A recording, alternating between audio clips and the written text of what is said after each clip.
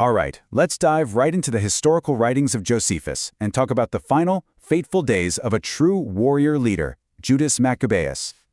This is a story of incredible highs and devastating lows, all leading to one last, epic stand.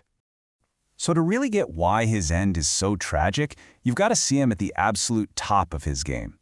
I mean, Judas wasn't just some general. He was a brilliant statesman, making alliances with the Roman Republic, and he was the spiritual leader of his people, the one who personally spearheaded the cleansing of the sacred temple in Jerusalem.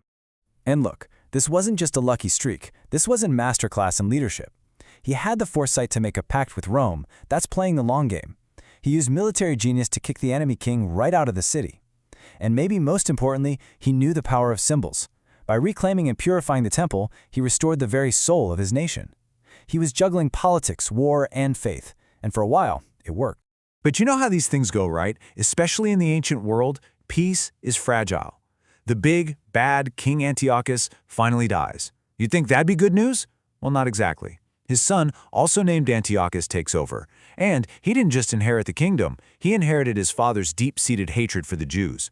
The storm wasn't over. A hurricane was just forming. And this new king unleashes an absolute flood of soldiers. It starts with 50,000 footmen. Just try to picture that, a sea of shields and spears stretching as far as the eye can see.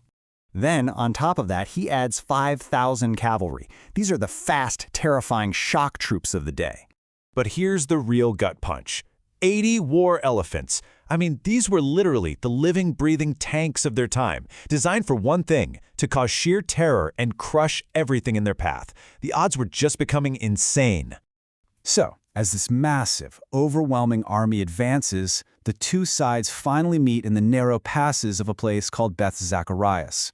And it's right here that a single act of unbelievable courage will end up foreshadowing the battle's grim conclusion. Okay, picture the scene. In the middle of all this chaos, Judas's own brother, Eleazar, spots the most decorated elephant on the field. He's convinced the king himself must be riding it. So what does he do? He does the unthinkable. He breaks formation and charges alone, deep into the enemy lines, carving a path straight to that giant beast. He manages to get underneath it and plunges his weapon up into its belly. He brings the elephant down, but in a final, tragic act, the massive animal collapses, crushing Eleazar to death.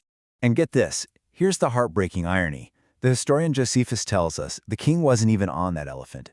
But in a way, it didn't matter. His act was recorded for all time. Josephus writes that Eleazar simply preferred glory before life. It became this ultimate symbol of a warrior's spirit. And this is where you really get a glimpse into the ancient mindset. You'd think, wow, what an incredible act of heroism. That should fire up the troops, right? But it had the exact opposite effect. They saw it as a dark omen, a sign that even their bravest acts would only lead to death. It was a psychological blow that courage alone just couldn't fix. And sadly, that omen came true. They fought hard for a long time, but the sheer weight of the king's army, with luck on its side, was just too much to handle. The line broke, the Jewish army was defeated, and Judas had to flee with the few men he had left. But if you think that's the end of the story, you don't know Judas Maccabeus. He might be retreating, but he is not broken. He gathers his loyalists, anyone who escaped and is still willing to fight, for one last, defiant stand. Against all odds, he rallies his men at a small village called Adasa. And you're not going to believe this, he wins. Josephus says he was just too hard for his enemies, and he killed a huge number of them.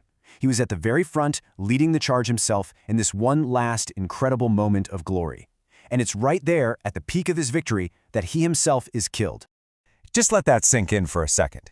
He doesn't die in retreat. He doesn't die in despair. He dies in the blaze of his greatest comeback victory.